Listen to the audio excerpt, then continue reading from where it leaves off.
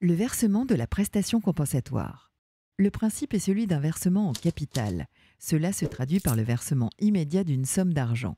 Si l'époux débiteur ne peut verser immédiatement la somme fixée, des versements étalés dans le temps peuvent être prévus, en général sur une durée de 8 ans maximum. Dans ce cas, la prestation compensatoire peut être indexée chaque année, généralement sur l'évolution des prix.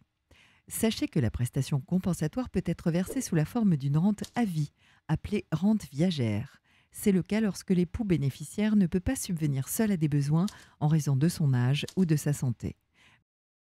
Mais d'autres formes peuvent être plus appropriées à votre cas de figure. Le capital peut prendre la forme d'un usufruit, c'est-à-dire que l'un des époux conserve le droit d'habiter le domicile conjugal. La prestation compensatoire peut aussi consister en un abandon de biens immobiliers, par exemple le domicile conjugal. Dans ce cas, l'un des époux renonce à son droit de propriété au profit de l'autre. Peut-on modifier le montant de la prestation compensatoire lorsque son paiement est étalé dans le temps? En cas de divorce par consentement mutuel, vous pouvez librement prévoir une clause de révision dans votre convention. En cas de divorce contentieux, il est important de savoir que c'est uniquement celui qui verse la prestation qui peut en demander la révision. Le montant de la prestation compensatoire ne peut pas être modifié. Seules les modalités de paiement peuvent être revues, c'est-à-dire que le débiteur peut demander d'effectuer les versements au-delà de 8 ans.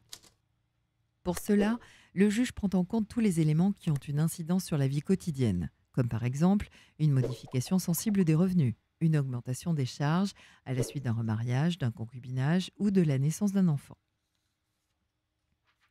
Que faire lorsque la prestation compensatoire n'est pas versée en temps et en heure? Votre ex-conjoint ne vous paie pas ce qu'il vous doit. Ne vous inquiétez pas, vous avez plusieurs façons de réagir. Vous pouvez par exemple faire saisir ses comptes en banque, son salaire, sa retraite, ses meubles. Pour cela, vous devez vous adresser à un huissier de justice. Mais il faut savoir que ces procédures de saisie sont souvent longues et onéreuses. Sachez également que l'ex-époux qui ne paie pas la prestation compensatoire peut être contraint à verser des dommages et intérêts de retard ou condamné à une amende et à 2 ans de prison. Que se passe-t-il en cas de décès de l'un des ex-époux?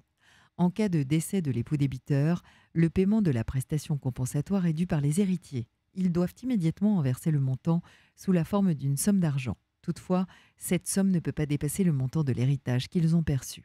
En cas de décès de l'époux bénéficiaire, l'époux débiteur doit verser les sommes dues. Ces sommes font partie de l'héritage des enfants de l'époux décédé. Quelles sont les conséquences du versement de la prestation compensatoire sur mes impôts et ma retraite? En cas de versement immédiat, la prestation compensatoire n'est pas imposable pour le bénéficiaire. Quant au débiteur, il bénéficie d'un droit à réduction d'impôt plafonné.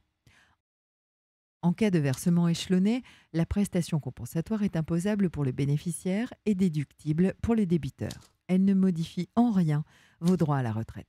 Avant de passer à la prochaine séquence, retenez bien, la prestation compensatoire est versée sous forme de capital. Son montant ne peut pas être modifié. Son versement n'est pas interrompu par le décès de l'un des époux.